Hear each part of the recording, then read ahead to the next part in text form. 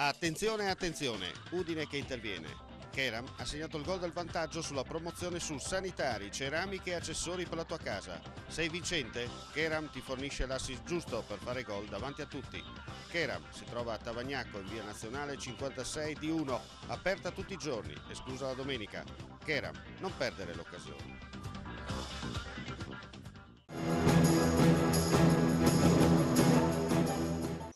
Riforma sanitaria, al momento attuale cosa avete visto della riforma oltre alle linee guida? Beh, siamo ancora a un documento che si intitola Introduzione alla riforma del sistema sanitario, un documento di cui apprezziamo l'impianto, i principi generali, ma che essendo assolutamente generico ci legittima ad avere un sacco di perplessità, punti specifici su cui noi vorremmo chiedere conto, insomma, e capire realmente la portata di questa riforma. Nonostante le proteste da parte del territorio, in particolar modo ad esempio la Tisana Gorizia, sono previsti i tagli dei punti nascita? Diciamo che nel documento è specificato alla fine un cronoprogramma e fra gli step previsti c'è anche chiusura dei punti nascita e delle pediatrie fuori standard, diciamo, quindi quelle che non garantiscono la sicurezza per i pazienti. Il vero problema che si pone per il personale è il blocco del turnover. Lì si può fare qualcosa? E questo è un problema grosso perché ricordiamo che oltre al blocco del turnover abbiamo anche, per effetto di una modifica del sistema del calcolo del costo del personale, perso 94 posti entro il 31 dicembre, posti di lavoro di precari non rinnovati e tra il 1° gennaio e il 31 marzo sono andati in pensione, insomma abbiamo perso altri 100 posti. Quindi se a questo sommiamo anche tutto il progresso già messo in atto da Tondo, il personale sicuramente fino ad ora è quello che ha subito gli effetti del taglio proprio sulla loro pelle e di conseguenza chiaramente la paura è che questo venga riflesso ovviamente sui servizi. Per questo noi abbiamo anche sollecitato la Giunta ad andare avanti con le riforme, bisogna riorganizzare per liberare risorse umane anche. La riorganizzazione così come prevista unisce territori forse troppo diversi tra di loro? Ma diciamo che l'ente di assistenza sanitaria che non è proprio coincidente con la parte geografica è quello nuovo dell'azienda Isontina e della Bassa Friulana. Però penso che alle spalle ci possa essere il calcolo del numero di abitanti afferenti a questo nuovo ente e quindi per cercare di ottenere una sorta di omogeneità anche sul numero di abitanti per ogni nuovo ente di assistenza sanitaria. Dopodiché, insomma, l'importante è lo scopo finale, la salute del cittadino, che sia Palmanova, Gorizia, La Tisana, insomma io credo che tutti gli operatori anche hanno un interesse a fare bene il proprio lavoro indipendentemente da chi è il dirigente di quell'azienda in quel momento, posto che il dirigente, che il direttore generale ha comunque tutte le responsabilità in capo a sé. Ecco. Con che tempistiche l'entrata in vigore della riforma, tagli dei doppioni compresi?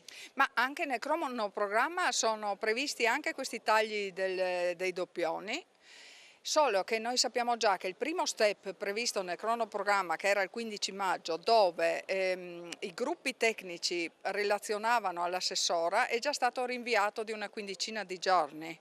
Quindi supponiamo che un po' tutto verrà ritardato, visto che il primo passo ha questo ritardo che dicevo, però l'assessora ha detto che per luglio porta in consiglio regionale la riforma e quindi attendiamo. Segretario, accordo Electrolux 150 milioni fino al dicembre 2017 salvo complicazioni. È un investimento da parte dell'azienda in prospettiva? Beh, è un investimento intanto, poi sì, non è che questo ci tranquillizzi, non a caso si traguarda il 17 e non oltre. Io penso che bisogna dire una cosa, cioè che i lavoratori e l'RSU hanno saputo cambiare il destino di questa azienda perché era destinata alla chiusura ed è la prima volta che un'indagine di Electrolux si conclude con un piano industriale e non con una chiusura. tutti hanno fatto la loro parte, in particolare la Presidente e il Vicepresidente della Regione, però io penso che si debba dire che chi ha deciso che questa azienda non chiudeva sono i lavoratori dell'RSU, quindi il primo grazie che Pordenone e l'intera Regione deve dare è proprio a loro. Le carte sono state visionate e seguite da vicino dai delegati locali?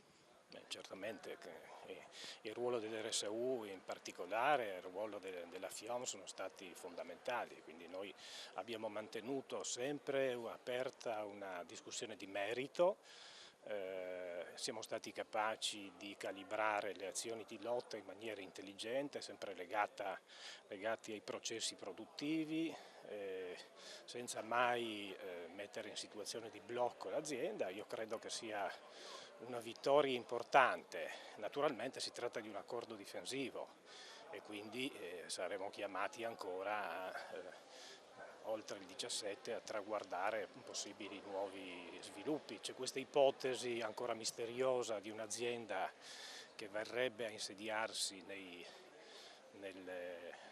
dentro il perimetro Electrolux, aspettiamo di vedere e poi potremo dare una valutazione più aggiornata. L'accordo è sicuramente un passo positivo, ma ci si pone adesso il problema delle condizioni di lavoro, lavoro usurante. Dunque gli operai, gli operatori dovranno fare le stesse cose in 6 ore invece che 8 e per quanto concerne lo stabilimento di Porcia le pause saranno ridimensionate anche. È chiaro che essendo lo stabilimento di Porcia quello più in difficoltà, alla fine si è scaricato sui lavoratori un pezzo di sacrifici che riguarda le pause.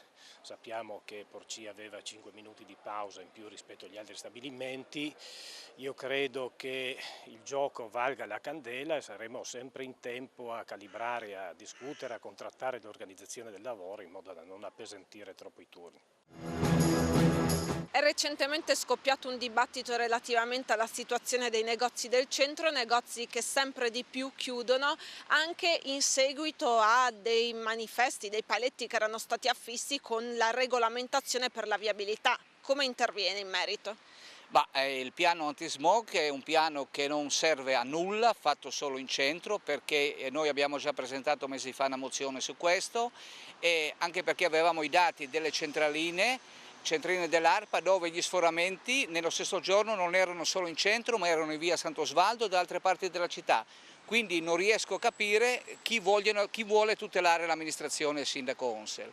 Facendo così crea solo danni ai commercianti e diciamo che ormai il centro è desertificato, è rimasta l'unica via commerciale, via Aquilea, ma anche lì non riescono a trovare una soluzione per i parcheggi e anche lì prima o dopo vedrete che avremo delle chiusure. Quindi io invito, poi un'altra cosa veramente vergognosa, hanno coperto adesso dopo 40 giorni i divieti di entrata del piano antismog con dei sacchetti di immondizie, è veramente una cosa desolante. Cosa fare per il rilancio del commercio nel centro storico? Non è una cosa sicuramente semplice e che si possa fare in 5 minuti, ma questo sindaco è ormai da 6 anni e credo che non abbia fatto niente. Io l'ho anche proposto, in attesa di trovare sistemazioni ed altro, io riaprirei via Mercato Vecchio, prima cosa, ma poi andrei ancora più avanti, ma questa è una questione regionale, dove non possiamo permettere più queste aperture selvagge. Torniamo, tanto nessuno muore di fame, torniamo alla vecchia concezione dove si apriva solo 7 domeniche all'anno per tutti anche per tutti quanti, quindi nessuno è svantaggiato. Su questo tema si sono espresse tante voci sul commercio e sull'andamento dello stesso, da Pavan di Confcommercio a poi Giovanni D'Apozzo della CCA. Sì, anche lì no, secondo me quello ha fatto bene Pavan ad intervenire, noi l'avevamo già detto mesi fa e io sono convinto che lui abbia ragione, poi anche fra di loro io so che ci sono anche delle guerre fra di loro, però quello che mi ha un po' amareggiato su un intervento della Camera di Commercio che dicono queste baruffe è una questione che quando comanda il centro-sinistra, il centro-destra critica, no, qui non è una questione centro-destra, centro-sinistra, il centro di Udine sta morendo e nessuno fa niente. Questo è peggiorato dalla mancanza di unione e di coesione dei commercianti? Ma questo io non lo so se, perché noi gli incontri con i commercianti, noi dell'opposizione, io sono da un anno, non li ho mai fatti e quindi non lo so. Sicuramente i commercianti sono un po' allo sbando, ma con queste misure restrittive che il Comune fa certamente non aiutano, ecco. La sostenibilità e l'attenzione dell'ambiente passano anche attraverso la provincia di Udine, che ha aderito all'iniziativa Agenda 21, locale per l'autosufficienza energetica di un ambito territoriale alpino. Palazzo Belgrado condivide gli obiettivi di questo progetto, che si annuncia di importante valenza per il territorio montano, opportunità di sviluppo sostenibile, la cui impostazione e le cui finalità ricalcano le linee guida e i principi adottati dall'ente in tema di politiche energetiche. L'adesione all'iniziativa si inserisce all'interno della collaborazione stretta con i comuni di Paluzza, Treppo Carnico, Cercivento, Ravascletto, Comeglians, Ligosullo, Arta Terme, Zuglio e Paolaro. A proporre a questi comuni il progetto incentrato sull'autosufficienza energetica, che punta ad individuare ed elaborare azioni che permettano di attivare in maniera sostenibile le importanti risorse energetiche del territorio, sono state la SECAB, società cooperativa, l'APE, Agenzia per l'Energia del Friuli Venezia Giulia, e Lega Ambiente regionale. Il capofila è il comune di Paluzza, che ha ottenuto l'ammissione al finanziamento chiesto sulla base della legge regionale 1 del 2005. Le tappe previste da Agenda 21 locale includono la costituzione di un forum, la redazione di un rapporto sullo stato dell'ambiente, inteso come inventario di base delle emissioni CO2 prodotte dal territorio, definizioni di obiettivi e priorità, redazione di un piano di azione locale, finalizzato a migliorare la gestione energetica del territorio, monitoraggio, valutazione e aggiornamento del piano d'azione. Impazza il Toto allenatore all'Udinese. In pole position Luigi Del Neri, già calciatore bianconero negli anni 70, friulano di Aquileia, oggi residente a Pieris. In seconda posizione Rolando Maran, trentino, già tecnico di Catania, Cittadella, Triestina, Varese e Vicenza. Uno da un buon pedigree per realtà come la nostra. In terza fila Johan Valem, attuale CT dell'Under 21 belga, metronomo del centrocampo bianconero sotto la guida di Alberto Zaccheroni e già tecnico delle giovanili bianconere. Ma avvolgiamo il nastro, rewind.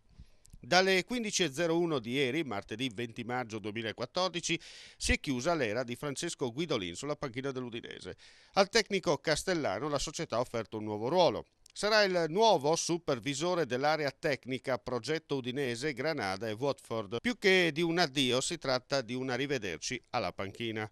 Una soluzione che ricorda il vecchio metodo democristiano. Da cronista e appassionato non mi convince del tutto questa soluzione. Ci sarebbe tanto da parlare, ma ci limitiamo a una frase del principe Antonio De Curtis. Non so se l'erba campa e il cavallo cresce, ma bisogna avere fiducia. Al mister Francesco Guidolin non resta che dire grazie per quello che ha fatto. Un uomo, un professionista, una persona unica. Uno che difficilmente Udine dimenticherà.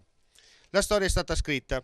Al suo successore la sfida non semplice di prendere in mano le redini del gioco e dare continuità. Una cosa è certa, il calcio non è una scienza esatta.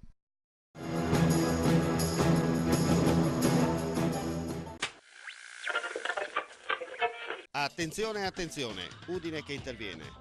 Keram ha segnato il gol del vantaggio sulla promozione su sanitari, ceramiche e accessori per la tua casa. Sei vincente? Keram ti fornisce l'assist giusto per fare gol davanti a tutti.